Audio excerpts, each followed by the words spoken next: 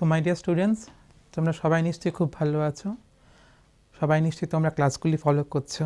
আমরা যে তোমাদের করাচ্ছি তোমাদের জন্য এই ক্লাসগুলি কিন্তু খুব ভালো করে ফলো করবে।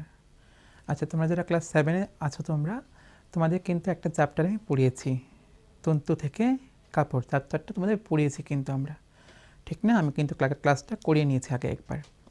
এই চ্যাপ্টারের আমি আজকে তোমাদের ইন টেক্সট, তোমাদের চ্যাপ্টারের শেষে কতগুলি প্রশ্ন থাকে, আর কতগুলি প্রশ্ন হচ্ছে তোমাদের চ্যাপ্টারে আমাদের বইয়ের ভেতর থেকে আমাদের বার করতে হয়, ঠিক আছে?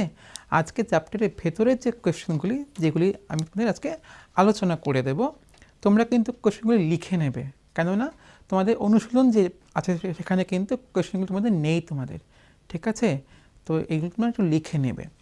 যেহেতু তোমাদের চ্যাপ্টারটা কোয়েশ্চেনগুলো আজকে আবার নতুন করে একটু পড়াবো, একটু তোমাদের ওই চ্যাপ্টারটা একটু ব্রাশ আপ করা তোমাদের খুব প্রয়োজন। আমরা জানি তন্তু মূলত কোত্থেকে পাওয়া যায়। আমরা পাই প্রাকৃতিক তন্তু এবং কৃত্রিম তন্তু। কৃত্রিম তন্তুগুলি কোনগুলো?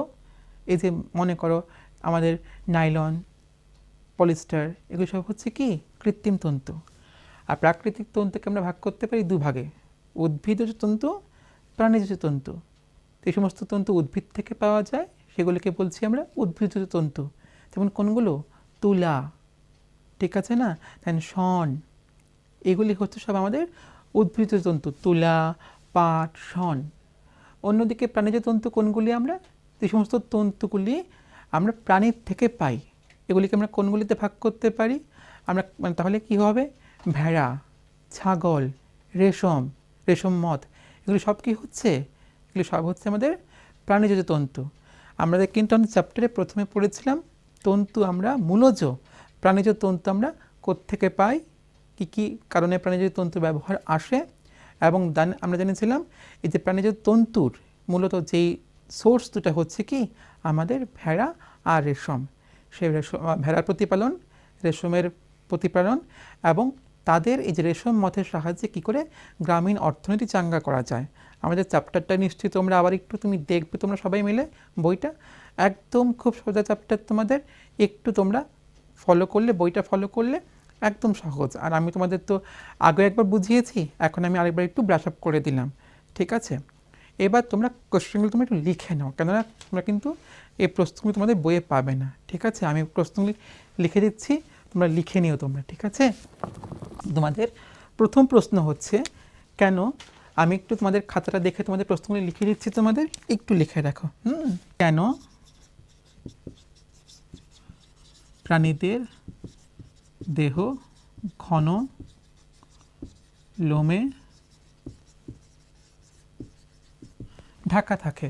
প্রথম প্রশ্ন কি, কেন প্রাণীদের দেহ ঘন লোমে ঢাকা থাকে? আচ্ছা, আমরা কি কয়েকজন বন্ধুবান্ধব বা তোমাদের মধ্যে যারা আছো শিলং, হিমাচল প্রদেশ, বিভিন্ন ঠান্ডার জায়গায় গেছি? আমরা অনেকেই গেছি, কিন্তু আমরা যারা শিলং গেছি, এখানে যে কুকুরগুলি কেমন দেখি? লম্বা লম্বা লোম, যেগুলি আমরা ফার বলি। আমরা হিমাচলে যাই বা আমরা গ্যাংটক গেছি, আমরা কি দেখেছি? ওইখানে যে পশুগুলোর লম্বা লম্বা লোম আছে, ফার, হাই ফার, মোটা ফার আছে, দেখি না আমরা? তাহলে কেন সেই আমাদের এখানে যে কুকুরগুলি থাকে এদের মধ্যে তো এরকম লম্বা ফার নেই, কিন্তু শিলংয়ের নর্মাল যে কুকুরগুলি আছে এদের মধ্যে লম্বা ফার, ঠিক না? তাহলে কেনই বা এই সমস্ত দেশ, এই যে ঠান্ডা সমস্ত জায়গাগুলি পশুর গায়ে এত লম্বা ফার? আসলে লোম, উত্তরটা কিন্তু তোমাদের বইয়ে লেখা আছে, আমি বারবার বলছি, ভালো করে শুনে নাও। এই যে লোম, প্রাণীদের যে লোম, সেই লোমের মাঝখানে থাকে কি? বায়ু, হাওয়া। সে বায়ু হচ্ছে কি তাপের কুপরিবাহী, মানে বায়ুর মধ্যে দিয়ে তাপ বা হিট যেতে আসতে পারে না। তাপের কুপরিবাহী হওয়ার জন্য শরীর থেকে তাপ বেরিয়ে যায় না এবং তারা গরম অনুভব করে। তাহলে কি লিখবে? তোমরা লিখবে কিছু কিছু প্রাণীদের ক্ষেত্রে শরীরে অনেক ভারী মোটা লোম থাকে, কেননা এই লোম দেখা যায় লোমের মধ্যে যে বর্তমান যে বায়ু বা স্পেস, এর মধ্যে দিয়ে হিট বা তাপ চলাচল করতে পারে না, কারণ বায়ু হচ্ছে তাপের কুপরিবাহী, এবং এই কারণে এই সমস্ত প্রাণীদের শরীরে গরম অনুভব করে। ঠিক আছে, তোমরা কিন্তু উত্তরটা তোমাদের বইয়ে একদম তোমাদের যেই প্রাণী হতে তন্তু এই যে চ্যাপ্টারটার একদম প্রথম পেজে তোমরা কিন্তু দেখতে পাবে উত্তরটা কিন্তু তোমাদের দেওয়া আছে। আমি বারবার বলছি, বইটা টেক্সট বুকটা যদি একটু কেউ ভালো করে রিডিং পড়ো তাহলে প্রতিটা উত্তর তোমরা পেয়ে যাবে। আমার এবার দ্বিতীয় কোশ্চেন হচ্ছে, ভেড়ার গায়ে কয় ধরনের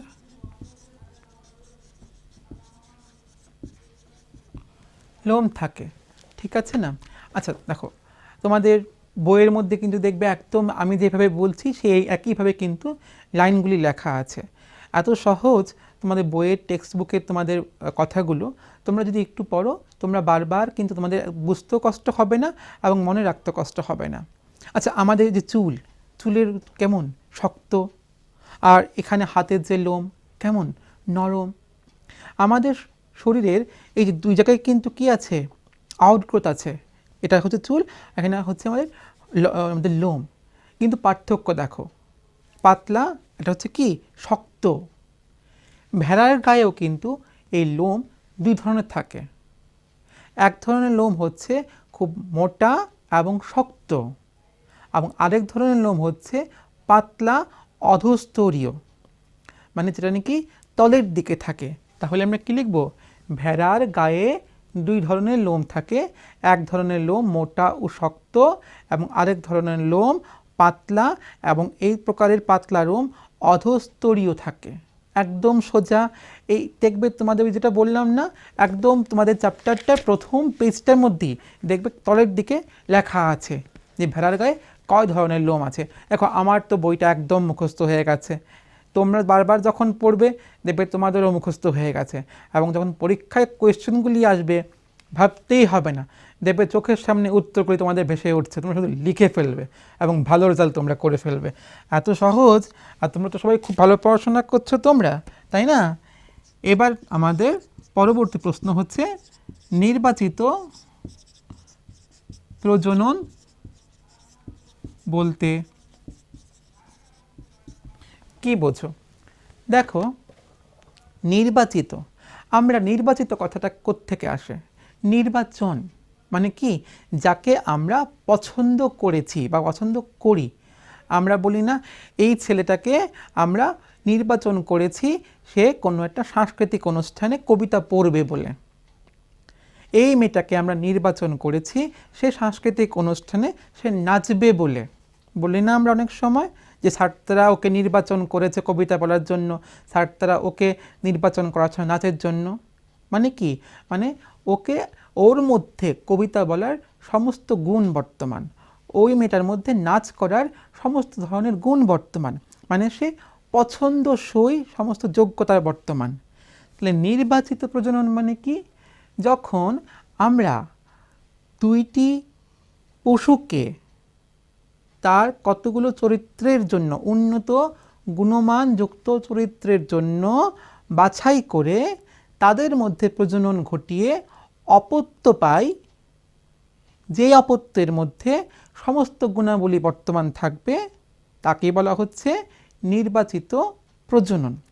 তোমাদের দ্বিতীয় কোয়েশ্চেন তোমাদের পড়েছিলাম কি? ভেড়ার গায়ের লোম, ঠিক না? এই লোম থেকে কি হয়? এই লোম থেকে তো উল হয়। এবার যত তোমার পাতলা লোম থাকবে ভেড়ার গায়ে, তত কি হবে? আমি তত বেশি পরিমাণে আমি কী পাবো? আমি আমার উল পাবো। এবার আমি কি চাইবো?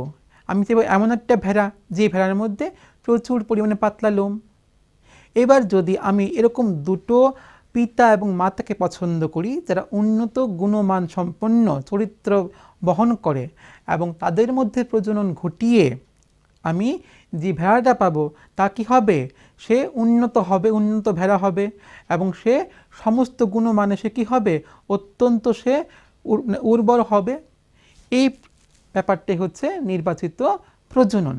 নির্বাচিত প্রজনন সম্বন্ধে তোমরা কিন্তু তোমাদের বড় ক্লাসগুলিতে আরও বেশি তোমরা পড়বে। আপাতত তোমরা এটাই মনে রাখো যে তখন কতগুলো চরিত্রের জন্য উন্নত গুণমান সম্পন্ন মাতা পিতাকে বাছাই করে প্রজনন করা হয়, যার ফলে উন্নত গুণমান সম্পন্ন অপত্য পাওয়া যাবে, তাকেই বলা হচ্ছে নির্বাচিত প্রজনন। দেখো একদম সোজা কিন্তু, একদম সোজা কিন্তু, তোমরা ভয় পাওয়ার তো কোনো প্রশ্নই নাই। আর আমি তো উত্তর তোমাদের বলেই দিচ্ছি তোমাদের, ঠিক না? জাস্ট বইয়ের টেক্সটটা তোমরা পড়বে, দেখবে উত্তর এমনি এমনি, এই যেভাবে বলছি এইভাবে উত্তর লেখানো আছে কিন্তু তোমাদের। আমরা এবার 4 নম্বর কোয়েশ্চেনে চলে আসি। 4 নম্বর কোয়েশ্চেন আসছে তোমাদের, পশমিনা, পশমিনা শাল কি হতে তৈরি হয়? আচ্ছা, এই যে শীতকাল, কদিন আগে তো শীতকাল গেছিলো তাই না? এই যে নভেম্বর, ডিসেম্বর, জানুয়ারি, ফেব্রুয়ারি শীতকাল ছিল। ওই সময় অনেকে আমরা দেখেছি শাল পরেছে, গায়ে চাদর, সুন্দর সুন্দর শাল চাদর পরেছে। এরকমই পশমিনা শাল কিন্তু একটা খুব দামি শাল। তোমাদের কিন্তু এই প্রশ্নটা তোমাদের অনেক সময় আসে, পশমিনা শাল কোত্থেকে পাওয়া যায়? কাশ্মীরে যে ছাগল, সেই ছাগলের লোম থেকে পশমিনা শাল কিন্তু তৈরি হয়। তোমরা কিন্তু এটা মাথায় রাখবে, তোমরা কিন্তু ভুলেও কিন্তু ভেড়া লিখবে না। কি লিখবে? কাশ্মীরের যে ছাগল, সেই ছাগলের লোম থেকে আমরা পশমিনা শাল পাবো আমরা, ঠিক আছে? এইটা কিন্তু একটা অন্যরকম প্রশ্ন, যেহেতু এটা একটা ব্যতিক্রমী এবং খুব, এই শালটার দামও অত্যন্ত বেশি, এই প্রশ্নটা কিন্তু আকচারই আসতে পারে। পশমিনা শাল কোথা থেকে পাবো আমরা, ঠিক আছে? মন থাকবে তো? কোথা থেকে? কাশ্মীরের যে ছাগল, সেই ছাগল থেকে আমরা পশমিনা শাল পাবো আমরা। এরপর আসছে ভেড়ার দেহ হতে, আচ্ছা আমি তোমাদের এগুলি একটু মুছে ফেলছি, ঠিক আছে? কোশ্চেন নম্বর কত? 5। কোশ্চেনটা কি হচ্ছে? ভেড়ার দেহ হতে উল নিষ্কাশনের পর্যায়ক্রম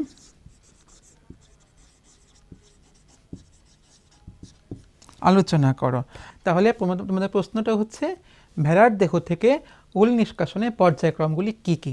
দেখো তোমাদের কিন্তু এই প্রশ্নটা তোমাদের আসতেই পারে, ঠিক আছে? তোমাদের কিন্তু এবার তোমাদের যে উত্তরটা তোমাদের বইয়ে কিন্তু সম্পূর্ণভাবে নেই কিন্তু, মানে এই যে কিছু কিছু টার্ম আছে, সেই টার্মগুলি কিন্তু তোমাদের বইয়ের টেক্সট বুকে নেই। তোমরা যদি এগুলি না লিখে রাখো অসুবিধা হবে। প্রথম পর্যায়ে হচ্ছে কি, প্রথম পর্যায়ে ভেড়ার দেহ থেকে লোমগুলিকে কী করা হয়? এগুলিকে তোলা হয়। আমরা ভেড়ার দেহ থেকে সেই লোমগুলিকে আমরা চেঁছে বার করে নিই। এরপরে কি করি আমরা? সেগুলিকে আমরা মিলে পাঠাই। আমাদের যে একটা মিল থাকে, সেই মিলে পাঠানো হয়। মিলে পাঠাবার পরে কি করা হয়? স্কাউরিং, SCOURING। স্কাউরিং কি? দেখো এই যে লোমগুলি, সেই লোমগুলির মধ্যে তো প্রচুর পরিমাণে নোংরা বর্তমান থাকে। সেই লোমগুলিকে একটা বড় একটা এরকম কিছু, মানে বালতি বা যে কোনো কিছু থাকুক, তার মধ্যে তাকে ম্যানুয়ালি হোক বা মেকানিক্যালি হোক তাকে পরিষ্কার করা হয়। তার ফলে কি হবে? তার থেকে যে নোংরা থাকে সেই নোংরাগুলি বেরিয়ে চলে আসবে। তাহলে স্কাউরিং কি? স্কাউরিং হচ্ছে ভেড়ার পশমকে যখন মেকানিক্যালি বা ম্যানুয়ালি তার থেকে নোংরাগুলি বার করা হয়, তখন তাকে বলা হচ্ছে স্কাউরিং। এর পরবর্তী পর্যায় কি? দেখো এবার স্কাউরিং করার পরে এই লোমগুলিকে একটু শুকানো হয়। শুকানোর পরে তাকে কী করা হয়? তাকে শর্টিং করা হয়। শর্টিং কথার অর্থ কী? আচ্ছা, এবার যে লোমগুলো সবগুলি কিন্তু গুণমান একরকম নাও হতে পারে। তাদের কোয়ালিটি, তাদের গুণমানের উপর নির্ভর করে তাদের আমরা বিভিন্ন ভাগে ভাগ করি। ভালো, একটু ভালো, খারাপ, এরকম ব্যাপারে তাদের আমরা ভাগ করি। সেগুলিকে বলা হচ্ছে শর্টিং। শর্টিংয়ের পরে কী করা হচ্ছে? শর্টিংয়ের পরে আমরা তাদের টুইস্টিং করছি।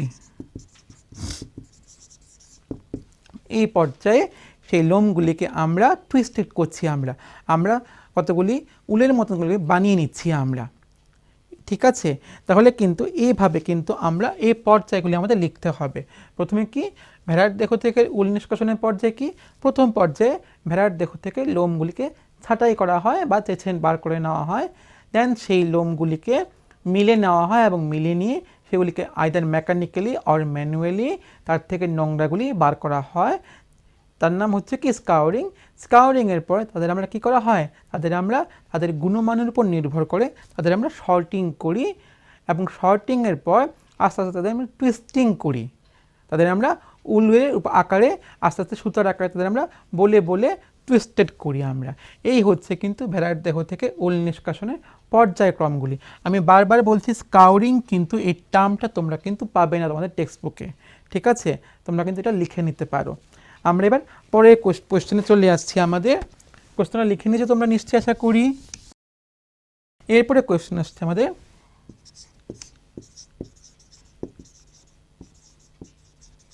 সেরিকালচার বলতে কি বোঝো? দেখো, আমি তোমাদের বলেছিলাম যে প্রাণীজ তন্তু পাওয়া যায় মূলত ভেড়া, ছাগল এবং কোত্থেকে, রেশম থেকে।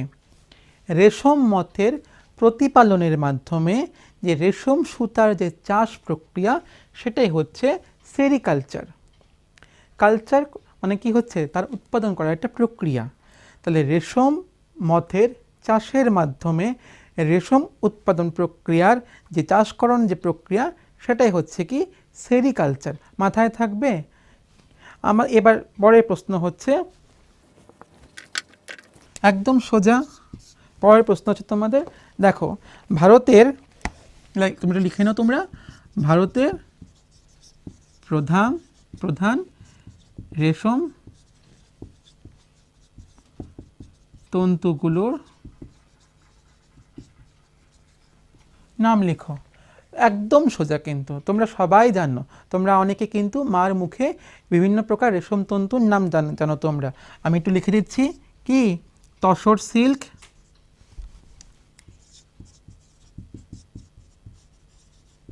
মুগা সিল্ক,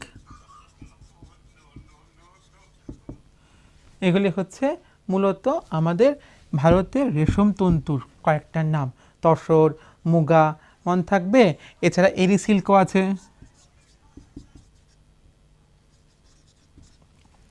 এগুলি হচ্ছে কিন্তু ভারতের প্রধান রেশম তন্তু, ঠিক আছে?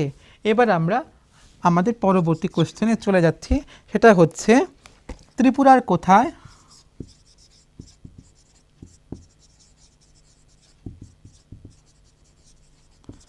রেশম চাষ হয়?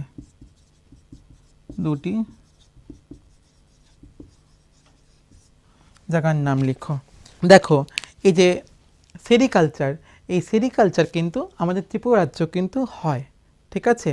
তোমাদের কিন্তু বইয়ে কিন্তু এই সেরিকালচার যেখানে আছে তার ঠিক পেছনিক তলে কিন্তু লেখা আছে। আমি কিন্তু বলে দিচ্ছি কোথায় কোথায় হয়। বিশ্রামগঞ্জ, চম্পকনগর, পানিসাগর, এছাড়া দক্ষিণ ত্রিপুরার কিছু কিছু অঞ্চলও কিন্তু রেশম চাষ কিন্তু হয়। তাহলে ত্রিপুরায় কিন্তু রেশম হয়, কোথায় হয়? বিশ্রামগঞ্জ, চম্পকনগর, পানিসাগর এবং দক্ষিণ ত্রিপুরার কিছু কিছু অঞ্চলে রেশম চাষ কিন্তু হয়, কিন্তু মাথায় রাখবে। আমরা এবার পরের প্রশ্ন আসছি, একদম সোজা। আমাদের পরের প্রশ্ন হচ্ছে, দেখো একদম সোজা।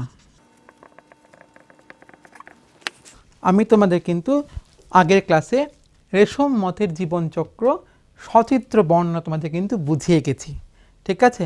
আমি বিশ্বাস করি তোমরা সবাই সেটা তোমরা পড়াশোনা করেছো তো নিশ্চয়ই। কিন্তু যেহেতু তোমাদের আমি উত্তরটা বলছি, আমি আবার একটু লিখে দিচ্ছি, তোমাদের ব্যাপারটা একটু বুঝিয়ে দিচ্ছি। রেশম মথ, এই রেশম মথ কী করে? তারা ডিম পাড়ে, ঠিক আছে? এবার কি হয়, এই ডিম ফুটে কি হয়, রেশম মথ এর থেকে কী পারলো, স্ত্রী রেশম মথ ডিম পারলো। আমি এখানে স্ত্রী লিখে দিলাম। এই ডিম থেকে কে বেরোবে? এই ডিম থেকে আমার শুককীট বেরিয়ে আসবে। এই শুককীট কী করবে? এই শুককীট পাতা খাবে, ঠিক আছে? পাতা খাবে। কোন পাতা? তোমাদের মনে আছে, তোমাদের কি পাতা? তুত পাতা। এই শুককীট তুত পাতা খাবে। তুত পাতা খেয়ে এগুলি বড় হবে। বড় হওয়ার সময় এরা কী করবে? কোকুন তৈরি করবে। এই শুককিট থেকে কোকুন কী করে হয়? এই যে রেশম মথটা সে কী করে, তার মুখটার থেকে কতগুলি লালা নিঃসরণ করে, এবং এই লালা কী করে, সে তার শরীর, এই লালাটাকে সে কী করে তার শরীরের চতুর্দিকে মুখটাকে ঘুরিয়ে ঘুরিয়ে ঘুরিয়ে ঘুরিয়ে সে তার স্পাইনিং করে। যদি মনে করো এটা, যদি মনে করলাম আমি রেশম মথটা, এবং এটা যদি মনে করি তার মুখটা, এই মুখের থেকে যে লালাটা বেরোবে সে লালাটাকে কী করে, সেইভাবে ঘুরিয়ে ঘুরিয়ে ঘুরিয়ে ঘুরিয়ে ঘুরিয়ে সারা শরীরে সে একটা এরকম কোকুন, একটা গোল আস্তরণ তৈরি করে নেয়, যাকে বলা হচ্ছে কোকুন। এই কোকুনের মধ্যে কিন্তু এবার রেশম মথের পরবর্তী দশা থাকে, এবং আস্তে আস্তে সে কোকুন থেকে কোকুন কেটে এবার আবার রেশম মথ বেরিয়ে আসে। একদম সোজা। আমি আবারও বলছি, স্ত্রী রেশম মথ একসঙ্গে প্রচুর ডিম পাড়ে। ডিম পারলো, এই ডিম ফুটে কে বেরিয়ে আসবে? রেশম মথ, আমার শুঁয়োপোকা বা মুক্কিট বেরিয়ে আসবে। ঠিক আছে, এই মুক্কিট কী করবে? এই মুক্কিট তুঁত পাতার উপর সে বেঁচে থাকবে এবং প্রচুর পরিমাণে সে তুঁত পাতা খাবে। খেয়ে এসে আস্তে আস্তে এই যখন খাবে তখন বৃদ্ধি পাবে, এই শুককিট কী করবে? সে তার চতুর্দিকে তার মুখের থেকে লালা নিঃসরণের মাধ্যমে একটা লেয়ার তৈরি করে নেবে, একটা, যার নাম হচ্ছে কি কোকুন, আস্তরণ। এই কোকুনের মধ্যে এবার মুক্কিটের পরবর্তী দশাটা সম্পূর্ণ হয়, এবং এই কোকুন কেটে পরে আমার রেশম মথ বেরিয়ে আসে। এই হচ্ছে আমার রেশম মথের জীবনচক্র। তোমরা কিন্তু এই জীবনচক্র, তোমাদের বইয়ে ছবি আঁকা আছে, তোমরা কিন্তু সবাই এই জীবনচক্রটা কিন্তু তোমরা একটু ভালো করে ছবি এঁকে তোমরা কিন্তু পড়বে তোমরা। ঠিক আছে, আমি এবার পরের কোশ্চেন চলে যাচ্ছি। আমাদের পরের কোশ্চেন আসছে,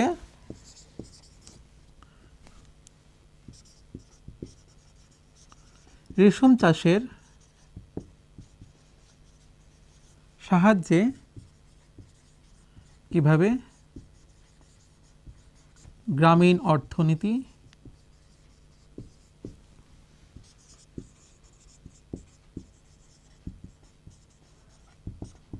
চাঙ্গা করা যায়। আমি তোমাদের কিন্তু এর আগের যখন ক্লাসটা তোমাদের করিয়েছিলাম, তোমাদের কিন্তু আমি খুব ভালোভাবে বুঝিয়েছিলাম রেশম মথের সাহায্যে কিভাবে গ্রামীণ অর্থনীতি চাঙ্গা করা যায়, ঠিক না? দেখো, এবার রেশম মথ এই পুরো চাষ প্রক্রিয়ায় আমরা যদি দেখি, যে রেশম চাষ করবে, সে রেশম চাষে কী করবে? সে প্রচুর পরিমাণে তার ডিম প্রয়োজন, রেশম মথের ডিম প্রয়োজন। তাহলে এই যে প্রথম পর্যায়ে সে কী করলো? সে আমার রেশম চাষের জন্য ডিমের প্রয়োজন, যা চাষি রেশম প্রতিপালক হতে সংগ্রহ করতে পারে। রেশম চাষের জন্য প্রথমে কার প্রয়োজন? আমি আবার এদিকে ছবিটাই এঁকে রাখছি। রেশম মথ এ কী করবে? প্রচুর পরিমাণে সে ডিম পারবে, ঠিক না? তাহলে রেশম চাষের জন্য কার প্রয়োজন? প্রথমে আমার ডিমের প্রয়োজন। এবার ডিম ফুটে কে বেরিয়ে আসবে? ডিম ফুটে আমার মুক্কিট বেরিয়ে আসবে। ঠিক আছে, এই মুক্কিট কিসের উপর জীবন অতিবাহন করবে? মুক্কিটকে তো বড় হতে হবে। মুক্কিট কী করবে? মুক্কিট এবার প্রচুর পরিমাণে পাতা খাবে, ঠিক না? প্রচুর পরিমাণে সেই মুক্কিট এবার পাতা খাবে। এই পাতাগুলি যোগান কে দেবে? তখন কে দেবে? তুঁত চাষি। তুঁত চাষির জন্য, চাষির হতে মুক্কিটের জন্য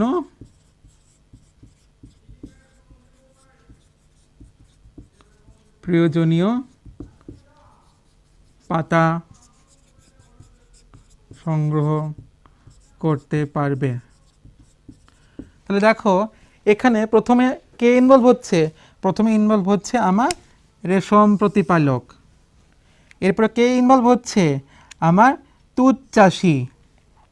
দেখো কত কত সুন্দর, একটা রেশম মথকে ঘিরে কতগুলি মানুষ জীবন অতিবাহন করছে। এবার এই শুককিট কী করবে? শুককিট সে তার মুখের থেকে লালা নিঃসরণের মাধ্যমে কোকুন তৈরি করবে। কী তৈরি হলো? আমার কোকুন তৈরি হয়ে গেল, ঠিক না? এবার কি হলো? এই কোকুন সংগ্রহ করে তার হতে কি হবে তন্তু নিষ্কাশন করা হবে যাতে প্রচুর দক্ষ শ্রমিক প্রয়োজন।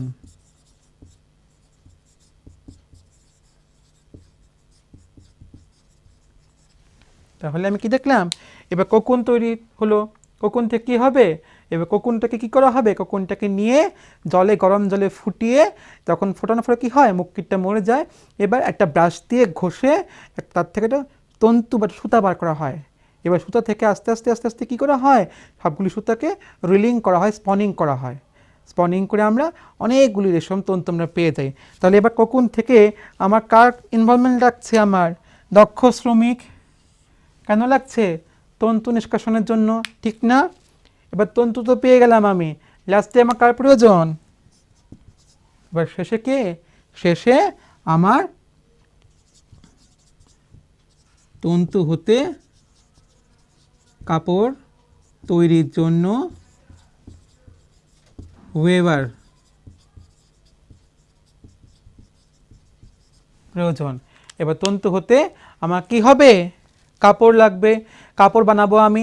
এবার কাপড় কে বানাবে, কাপড় বানাবার জন্য তো আমার একজন দরকার, ওয়েবার, যারা উইভিং করবে, কাপড় বুনাই করবে। তাহলে আমার ওয়েবার প্রয়োজন।